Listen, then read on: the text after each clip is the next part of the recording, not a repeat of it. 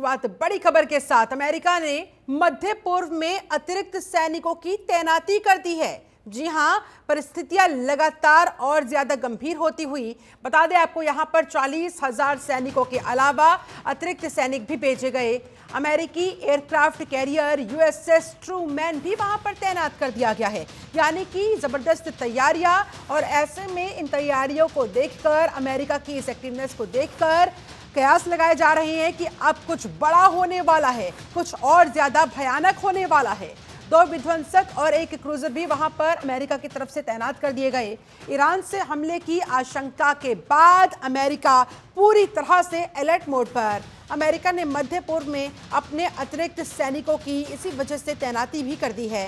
Hezbollah पर अमेरिकी हमलों के बीच इस एक्शन से अब ये माना जा रहा है, ये कयास लगाया जा रहा है कि इजराइल लेबनान विवाद में अब ईरान की भी एंट्री हो सकती है। यानी कि अभी तक ये सीधे तौर पर लेबनान और इजराइल के बीच की जंग में अब ईरान भी क्या कूदने वाला है, ये सवाल खड़ा होता हुआ। क्या ये संकट, क्या ये परिस्थितियां और ज्यादा भयानक होने वाली है, ये संकट और ज्यादा बड़ा होने वाला है? क्योंकि लेबनान के साथ चीन सहित मुस्लिम देश खड़े हो रहे हैं, उसे सपोर्ट कर रहे हैं, लेबनान को सपोर्ट करते नजर आ रहे हैं। तो वहीं अमेरिका सहित यूरोप के दूसरे देश इजराइल के साथ खड़े हुए हैं। इसी वजह से अब ये जो जंग है, ये और ज्यादा विकट होती हुई और ज्यादा विकराल रूप लेती हुई नजर आ रही है। ऐसे में बहुत सारे सवाल यहां पर खड़े होते हुए कि आखिरकार इजराइल लेबनान युद्ध आगे किस दिशा में जा रहा है और ये कितना गंभीर होगा? क्या तीसरे विश्व युद्ध की शुरुआत इसे माना जाए? ऐसे बहुत सारे सवाल इस समय खड़े हो रहे हैं और चिंता भी जाहिर तौर पर तमाम देशों की बढ़ती हुई अमेरिका की इस एक्टिवनेस को देखकर, अमेरिका की तरफ से जो अतिरिक्त सैनिकों की तैनाती की जा रही है उसे देखकर कि क्या कुछ बड़ा होने वाला है, क्या कुछ और ज्यादा भयानक होने वाला है।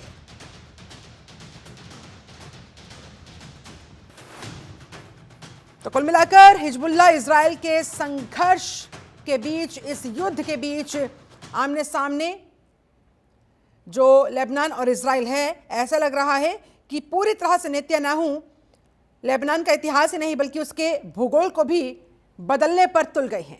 आपको ग्राफिक्स के माध्यम से बता रहे हैं कि अमेरिका ने ग्रुप मध्य पूर्व में क्या क्या भेज दिया है, क्या क्या वहां पर तैयारियां अमेरिका की तरफ से। एक यूएसए अब्राहम लिंकन ओमान की खाड़ी में गश्त कर रहा है। मिडिल ईस्ट में बढ़ते हुए इस तनाव के बाद अमेरिका की तरफ से, जो बाइडेन सरकार की तरफ से ये फैसला लिया गया, वहां बैलिस्टिक मिसाइल से लैस क्रूजर को, विध्वंसक को वहां पर तैनात किया गया। अमेरिका की मदद से सैकड़ों ड्रोन और मिसाइल वहां पर इजराइल गिरा चुका है। इजराइल के साथ अमेरिका खड़ा हुआ है। तो उधर जो मुस्लिम देश हैं वो आकर अब लेबनान के साथ खड़े हो रहे हैं।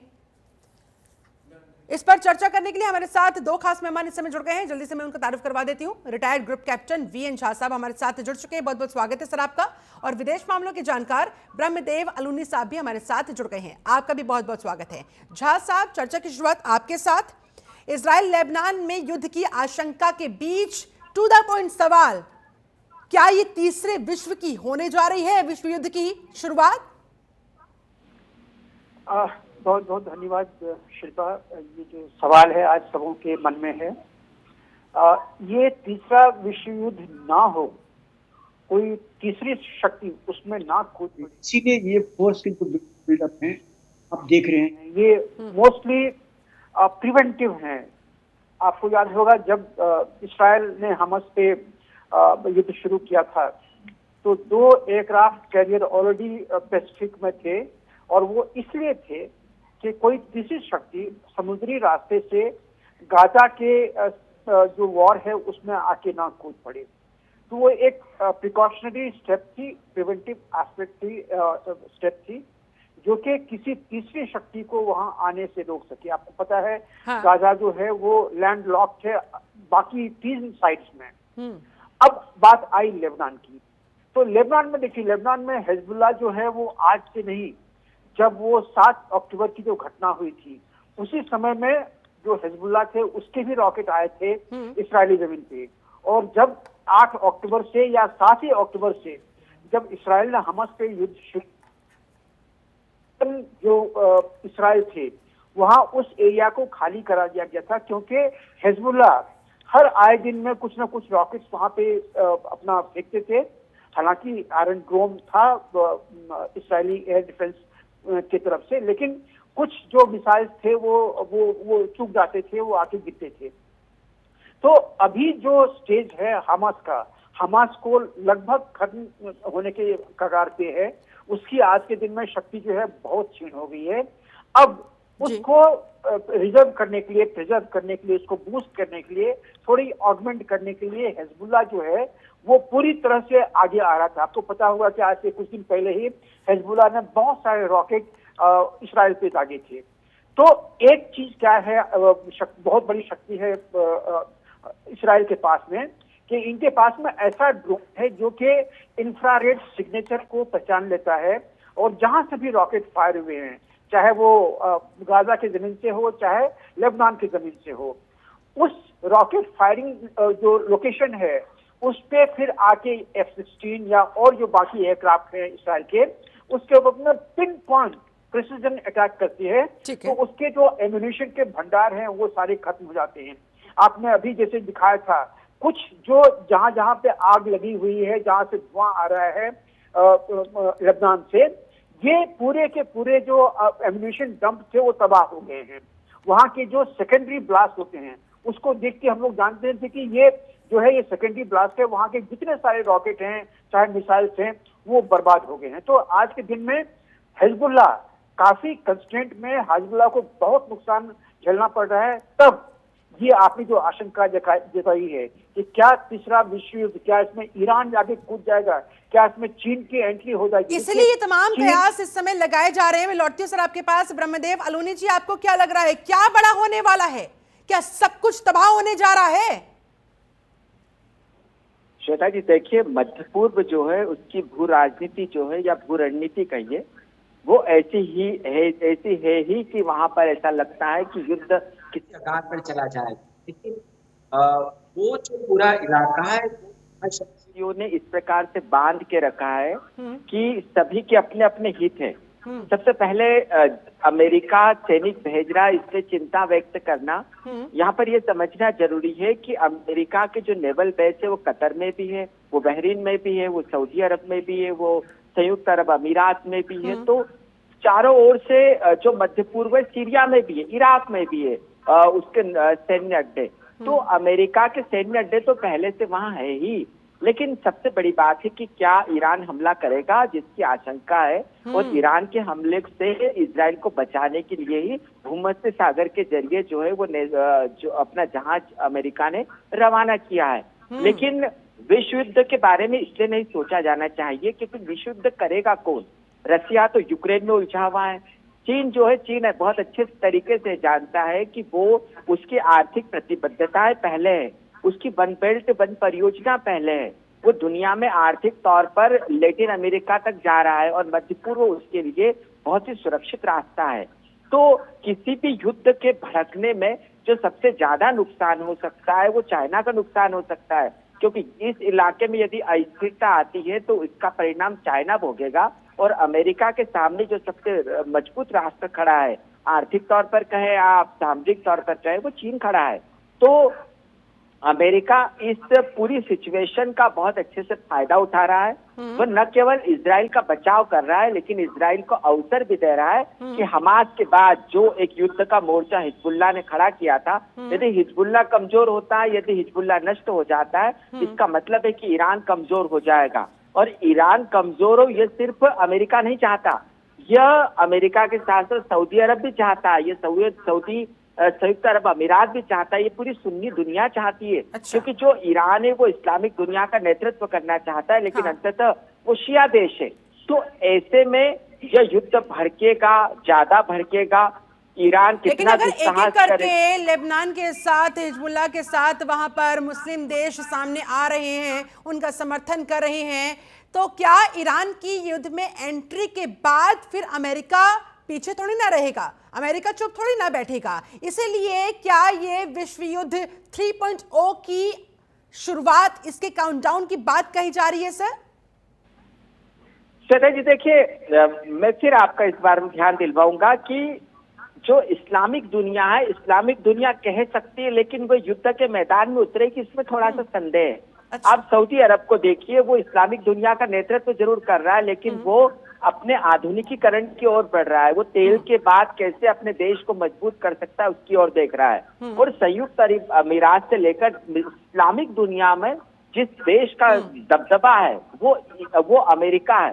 तो अमेरिका ने बहुत ही शातिराना तरीके से न केवल इस्लामिक देशों से नौसैनिक सैन्य गठबंधन करके रखे, लेकिन इसके साथ ही साथ वो इजराइल का बचाव भी कर रहा है। तो यह विश्व युद्ध तब भड़क सकता है जब चीन, रूस, उत्तर कोरिया और ईरान जो है ये चारों देश मिलकर जो हिजबुल्लाह के पक्ष में आ जाए। की आहट के तौर पर आप इसे नहीं देख रहे हैं, लेकिन वीएन शाह साहब, कहीं ना कहीं माना जाए इजराइल की हिजबुल्लाह के साथ दुश्मनी की कीमत लेबनान को चुकानी पड़ रही है। जी हाँ, लेबनान को चुकानी पड़ रही है, और वो आज से नहीं। आपको याद होगा आज से 4-5 साल पहले लेबनान में एक बहुत बड़ा ब्लास्ट हुआ था। वहां पे जितने अमोनियम नाइट्रेट थे, अंदाजा ये था कि 4000 टन अमोनियम नाइट्रेट वहां पे जमा किए गए थे। और ये अमोनियम नाइट्रेट जो है ये एक एक्सप्लोसिव की तरह में यूज होता था। हिजबुल्लाह वहां पे बहुत पहले से है। हिजबुल्लाह जो पूरे मिडिल ईस्ट में जो रॉकेट बनाने की जो फैक्ट्री सप्लाई करता था, वो यही सब जो एक्सप्लोसिव थे इन्हीं चीजों को सप्लाई करता था। तो जब वहां पे ब्लास्ट हुआ था तो उन्हीं दिनों पे हिजबुल्लाह पे ये सवाल उठाए जा रहे थे कि आखिर वो लेबनान को बर्बाद करने में क्यों लगा हुआ है। हाँ। जितनी बर्बादी हुई थी बेरूत में, ये सारे उसी ब्लास्ट से हुए थे। और उसके बाद बिल्कुल, जिस तरह से एक दिन में 1300 ठिकानों पर वहां पर इजराइल की तरफ से अटैक किए जा रहे हैं, ऐसा लग रहा है कि इतिहास ही नहीं उसका पूरा का पूरा भूगोल बिगाड़ने के लिए इस समय मानो कसम खा ली है इजराइल ने, नेतन्याहू ने। जी हाँ, थोड़ा सा भूगोल वहां पे बिगाड़ने की कोशिश जरूर कर रहा है इजराइल, क्योंकि सदर्न लेबनान उसमें आज के दिन में ज्यादातर सिर्फ हिजबुल्लाह ही है, और उसके ठिकाने हैं, उसके टनल्स हैं, उसके ऐसे ऐसे घर हैं जिसमें मिसाइल्स और जिसमें रॉकेट स्टोर्स हैं। आपने शायद देखा होगा इसके कुछ IR इंफ्रारेड जो इसके पिक्चर्स थे वो भी दिखाए गए हैं।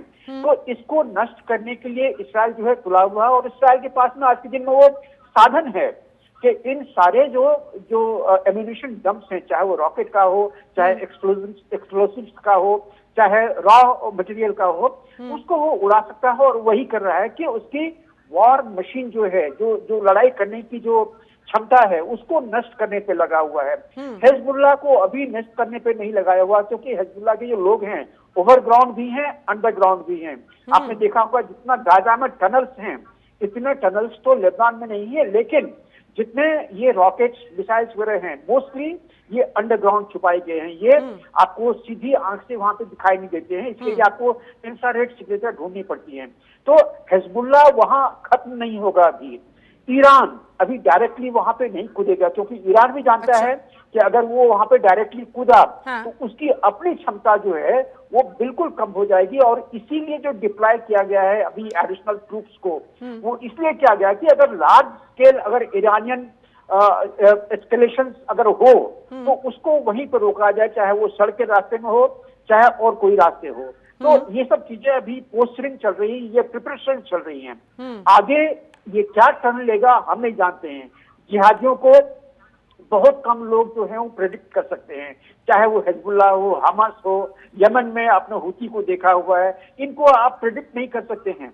ये सीधी रूप से तो कोई भी जो इस्लामिक कंट्री है इसमें कूद नहीं रहा है एक्सेप्ट ईरान, लेकिन बाकी सब जो हैं सबों में थोड़ी सी बुदबुदी लगी हुई है। कि जैसे सीरिया है, सीरिया में अभी बहुत सारे जो जिहादी ऑर्गेनाइजेशन जो हैं सब सिमट के एक जगह में आ गए हैं, और वहां से फिर वो लेबनान के रास्ते में यहाँ आ सकते हैं, जहाँ तक कि अभी वॉर चल रही है सदर्न लेबनान में। इसके अलावा इराक में भी बहुत ISIS के जो लोग हैं वो भी वहां से इन्फिल्ट्रेट करके यहाँ पे आ सकते हैं। तो पॉसिबिलिटी जिहादियों के संगठन की है।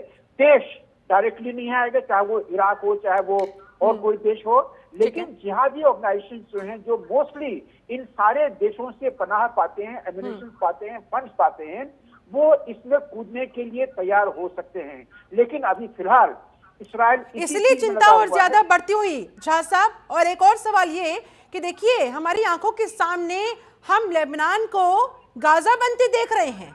ऐसे में गाजा के दौरान क्या कुछ वहां पर मार्मिक दृश्य सामने आए थे, कितनी तबाही वहां पर मची थी, चारों तरफ जो दृश्य हमने देखे थे वो दिल दहला देने वाले थे। लेकिन फिर भी दुनिया के कुछ जो 30 माखा देश अपने आप को मानते हैं वो भी कुछ नहीं कर पा रहे हैं, यानी कि मानवता के लिए ये कितना बड़ा खतरा। शिल्पा, एक अंतर है, गाजा जो है, गाजा में लगभग 97% जो पॉपुलेशन थी वो मुस्लिम हैं। 97 क्या 98% के आसपास में वो मुस्लिम थे, और उसमें से ज्यादा सब हमास के या तो सिंपैथाइजर थे, सपोर्टर्स थे, या हमास के पर्सनल हैं। लेकिन लेबनान में अलग रेशियो है। लेबनान में अभी पिछले 2 दशकों में वहां पे सेंसस नहीं हुआ है। ऐसा वहां पे माना जाता था कि लगभग 3 दशक पहले जो हुआ था सेंसस, उसमें 60% लोग जो थे वो नॉन मुस्लिम्स थे। सिर्फ 41% के आसपास में इस्लामिस्ट थे, जिसमें से कि ज्यादातर हिजबुल्लाह और उसके सपोर्टर थे। तो ये जो लेबनान है ये गाजा नहीं बन सकता है, क्योंकि उसकी उतनी संख्या नहीं। लेकिन ये चीज मानना पड़ेगा, हिजबुल्लाह वहां पे अपनी शक्ति जो है बहुत पहले से बनाए हुए है। लेबनान में एक और चीज है कि जो ईरानियन शक्ति है या बाकी सब जो साधन हैं वो समुद्री रास्ते के चलते वो डायरेक्टली बेरूत में पहुंचाए जा सकते हैं। तो ये सब पॉसिबिलिटी लेबनान के पास में है। लेकिन लेबनान में सारे जो है वो जिहादी नहीं हैं, वहां पे बहुत सारे जो हैं नॉन मुस्लिम्स हैं। और ये चीज याद रखिए कि ये नॉन मुस्लिम्स अपने आप को तबाह होने नहीं देंगे। जैसे कि गाजा में कोई आवाज नहीं उठाता है, आपने क्या एक भी आवाज सुनी है कि किसी ने प्रोटेस्ट की है? मैंने आपसे सवाल किया कि वो सब मौन क्यों साधे हुए हैं, क्यों चुप्पी साधे हुए हैं? बड़े बड़े देश जो अपने आप को 30 मार समझते थे, उन्होंने सबने चुप्पी साध ली है। मर रहे लोग मरते रहे। बिल्कुल, तो यही चीज अंतर है गाजा में और लेबनान में। लेबनान गाजा नहीं होगा, लेकिन लेबनान में जो हिजबुल्लाह की बहुत बड़ी शक्ति है, उस शक्ति को अभी फिलहाल इस्राइल छीड़ करने में लगा हुआ है कि इसके लगभग 75% जो है एम्यूनिशन उसको तबाह कर दिए जाए, उसके बाद उसको लड़ने की क्षमता नहीं होगी। साथ ही आपने ये भी सुना होगा कि इस्राएली जो ग्राउंड फोर्सेस हैं वो सदर्न लेबनान के आसपास में वहां पे डिप्लॉयड हैं कि हिजबुल्लाह ये हिमाकत ना करे कि वहां पे जो बॉर्डर है, बॉर्डर क्रॉस करके 7 अक्टूबर वाली घटनाएं को अंजाम दे, ऐसा वो हिमाकत ना करे, इसके लिए वहां पे पहले से वो डिप्लॉयड है। अच्छा बीएन शाह साहब, हम इजराइल और लेबनान के बीच के इस युद्ध पर, इस जंग पर चर्चा कर ही रहे हैं। ऐसे में सवाल ये भी खड़ा होता है कि इस लड़ाई का भारत पर क्या असर होगा? देखिए, जिस दिन तालिबान ने अफगानिस्तान में सारे सिखों का नरसंहार कर दिया था, आपको याद है, हमारे भारत में जो कुछ जिहादी ऑर्गेनाइजेशंस हैं या इस्लामिस्ट हैं वो बड़े खुश हुए थे कि जो फतह पाली है तालिबान ने। वो तो भारत में भी जो इस्लाम के जो तथाकथित सपोर्टर्स हैं या सिंपैथाइजर्स हैं वो तो खुश होंगे कि वहां पे सारे जिहादी ऑर्गेनाइजेशंस लड़ रहे हैं, लेकिन वो लड़ नहीं रहे हैं अभी वहां पे।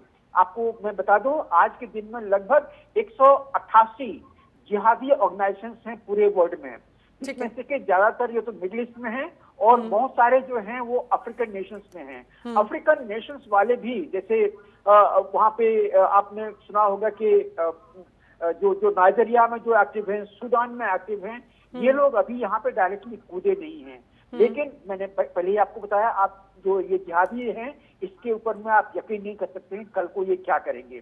अगर इनको कहीं से डिक्टाट मिली, कहीं से इसको जिहाद के लिए बुलाया जाए तो वहां पे डायरेक्टली या इनडायरेक्टली इन्फ्लेट करने की कोशिश करेंगे। लेकिन समुद्री रूट जो है इस पे अभी अमेरिका ने कहीं ना कहीं एक हर्डल लगा रखा है, और जमीनी रूट से ये ज्यादा आ नहीं सकते हैं, क्योंकि सिर्फ इराक के रास्ते में या फिर जॉर्डन के रास्ते ये आ सकते हैं। जॉर्डन इनको अलाउ नहीं करेगा, इजिप्ट इनको अलाउ नहीं करेगा, क्योंकि इजिप्ट और जॉर्डन के साथ में डायरेक्टली इसराइल का जो है वो समझौता है, तो वो अभी उसमें उसको वायलेट नहीं करेगा। लेकिन लेबनान सीरिया के थ्रू या ईरान इराक के थ्रू लेबनान पहुंचना ये हो सकता है कि ये पॉसिबल हो। चलिए ठीक है। ऐसे में ब्रह्मदेव अलूनी साहब, अब देखिए चूंकि इजराइल के हमलों से खफा होकर फ्रांस ने यूएन मीटिंग भी बुला ली है, इसको आप किस तरह से देख रहे हैं? यूएन मीटिंग्स इस तरह के मामलों में बुलाई जाती है, लेकिन उल्टा यूएन की कई बार फंक्शनेबिलिटी को लेकर सवाल खड़े हुए, उसकी क्रेडिबिलिटी को लेकर सवाल खड़े हुए कि वो मात्र एक डमी ऑर्गेनाइजेशन की तरह काम कर रहा है, क्योंकि युद्ध तो कोई वो रोक नहीं पाता है। इसको आप किस नजरिए से देख रहे हैं सर? देखिए, जहां तक फ्रांस की बात है तो फ्रांस की राजनीति, चूंकि फ्रांस में 11-12% मुस्लिम है और फ्रांस को बहुत ही चेक एंड बैलेंस, नियंत्रण और संतुलन की नीति पर काम करना पड़ता है। इसलिए फ्रांस इजराइल के खिलाफ आक्रामक नहीं हो सकता, लेकिन वो राजनीतिक तौर पर दबाव बनाने की कोशिशें करता रहता है। जैसा अमेरिका लगातार इजराइल पर दबाव बनाने की कोशिशें करता है, लेकिन पिछले दरवाजे से वो इजराइल की मदद भी करता है। तो फ्रांस ने इजराइल को उन्नत करने में वहां पर बहुत ज्यादा मदद की है, और वो भी ईरान की भी मदद की, इजराइल की भी मदद की, लेकिन इजराइल की ज्यादा मदद की है। दूसरी बात यह भी है कि जो लेबनान को लेकर जो तनाव बढ़ रहा है, तो लेबनान की भौगोलिक और राजनीतिक स्थिति को समझा जाने की जरूरत है। देखिए, जो लेबनान है वहां पर शिया, सुन्नी और क्रिश्चियंस रहते हैं। तो ये जो दक्षिण लेबनान का इलाका है, यहाँ पर जो है शिया रहते हैं। तो शिया जो है हिजबुल्लाह शिया के तौर पर जो बाकी सुन्नी और क्रिश्चियन से उन पर लगातार हावी हो रहा है। अच्छा। ऐसे में वहां पर जो राजनीतिक घटनाक्रम है उसमें बहुत बुरी तरीके से हिजबुल्लाह हावी है। तो यदि वहां पर शिया ग्रुप कमजोर होता है तो वो सुन्नियों को भी पसंद आएगा, और सर जिसके बारे में बात कर रहे थे वो क्रिश्चियंस को भी पसंद आएगा, जिनकी तादाद तकरीबन 38% है। तो इजराइल जिन इलाकों पर हमला कर रहा है वो दक्षिण लेबनान के इलाकों पर हमला कर रहा है, और दक्षिण लेबनान का जो इलाका है वहीं पर ईरान ने बहुत जो सैन्य मदद कर करके बहुत रॉकेट लॉन्चर जो है लॉन्च करने के लिए वहां पर जगह बना रखी है। तो हिजबुल्लाह आक्रामक कहां से? दक्षिण लेबनान से हैं। जो शिया लोग हैं उनको मानव ढाल का उपयोग कर कर उनके घरों में जो है रॉकेट स्थापित करके वो इजराइल पर हमला कर रहा है। तो इजराइल इसलिए गुस्से में है। तो यदि दक्षिण लेबनान नष्ट होता है, इसका मतलब ये कतई नहीं है कि पूरा लेबनान नष्ट हो जाएगा। और इस बात को सुन्नी और इजराइल जो है उनका पूरा समर्थन नहीं मिल रहा है। उनकी एक राजनीतिक मजबूरी है, लेकिन इसमें लेबनान के जो सेना है वो जंग शामिल आगे नहीं है। क्या मोड़ लेती है और कौन कौन से देश इस जंग में कूदते हैं, कौन किसके साथ खड़ा होता है, उसका क्या इंपैक्ट पड़ेगा, और क्या वाकई में तीसरे विश्व युद्ध की शुरुआत की तरफ ये जंग आगे बढ़ती हुई, इसके लिए करना होगा कुछ और दिनों का इंतजार। फिलहाल बहुत बहुत शुक्रिया आपका वीएन झा साहब, बहुत बहुत शुक्रिया आपका ब्रह्मदेव अलूनी जी हमारे साथ इस चर्चा में जुड़ने के लिए। चलिए इसी के साथ इस खास कार्यक्रम में फिलहाल बस इतना ही। आप बने रहे जनतंत्र टीवी के साथ। नमस्कार।